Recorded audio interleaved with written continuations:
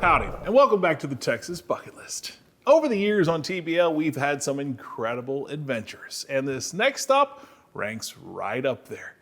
You see, going to the Texas State Aquarium is already a great stop on the Texas Bucket List, but now they've got something more you can do, something a little more exciting, something that had my mom and my kids concerned.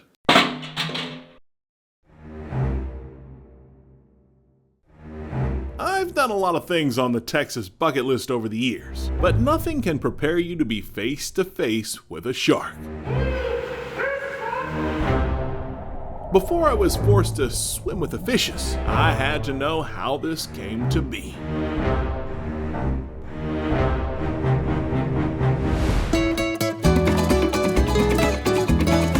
Who's the person that said we need to let people swim with sharks?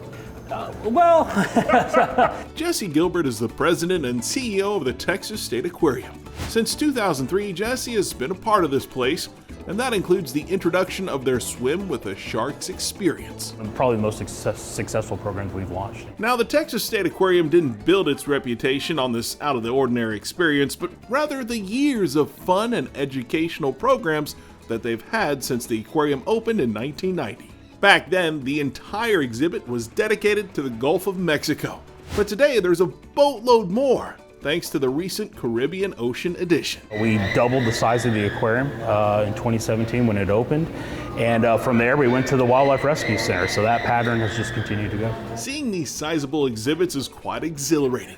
But then you realize someone has to take care of all these fish. There's about 70 individuals alone that make sure that the animals are safe, the water's good to go, the bay is in good shape. We use natural seawater from Corpus Christi Bay, and so we have to make sure that the bay is doing well. So there's a lot of data that's collected and a lot of operations that go on around the clock.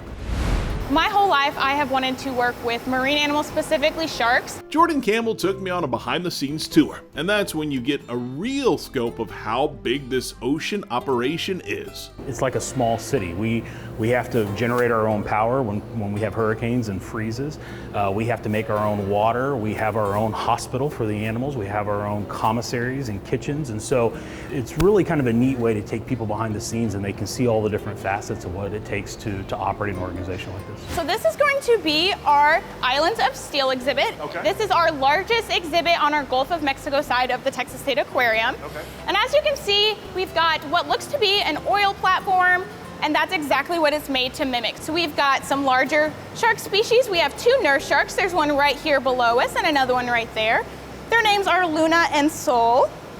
We've got a few larger game fish in here as well. We've got some serval jacks, a northern red snapper, a sheep's head. We have some tarpon. We have one barracuda kind of right there in the middle. And then of course we have Tiki, who's our loggerhead sea turtle. Here, you get to feed the fish. Yeah. So you just start with anything or just kind of grab it all? Just grab whatever you feel like, little handfuls, and then toss it out. And you're gonna see how crazy these animals go for the food. All right, let's see what kind of reaction we get. Normally I'm the one eating the food, not serving the food. It's a little roles reversed today. Yeah, right. Look at that. Feeding frenzy. Pretty much. That's amazing. Now if I can prevent myself from becoming food, I will be okay. Shannon Hunt got me prepared. All right, so this is our Caribbean Sea exhibit. This is where we are going to be snorkeling today.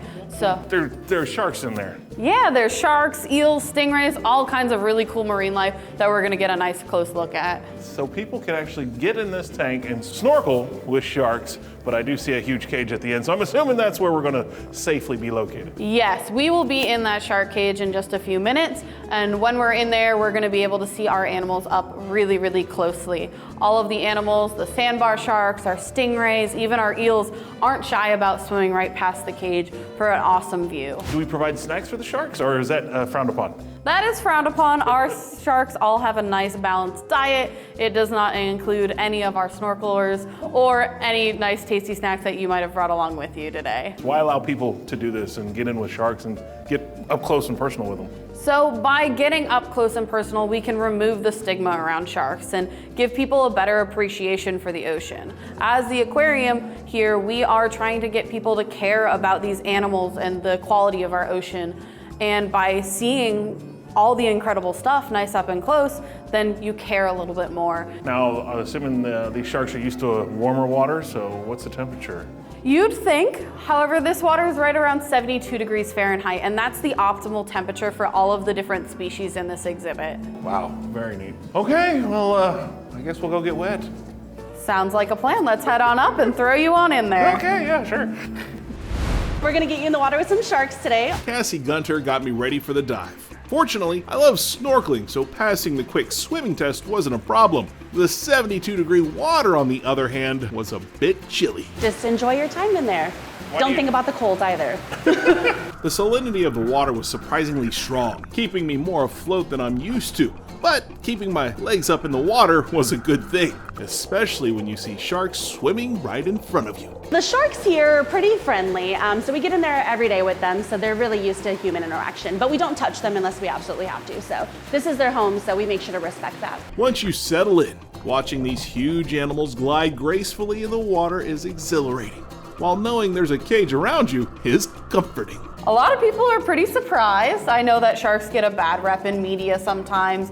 Everyone's seen Jaws and all the scary sharks, but the whole purpose of this snorkel here is so people can get up close with sharks and say, hey, that shark wasn't so scary. Maybe they're pretty awesome and an important part of the ecosystem. There's that wow factor of being with sharks. Sharks aren't dangerous. We want to make sure that people understand that. And so we were trying to come up with a way that people could get in there. It was safe, but it also kind of kept this mystique about sharks. Swimming with sharks comes highly recommended.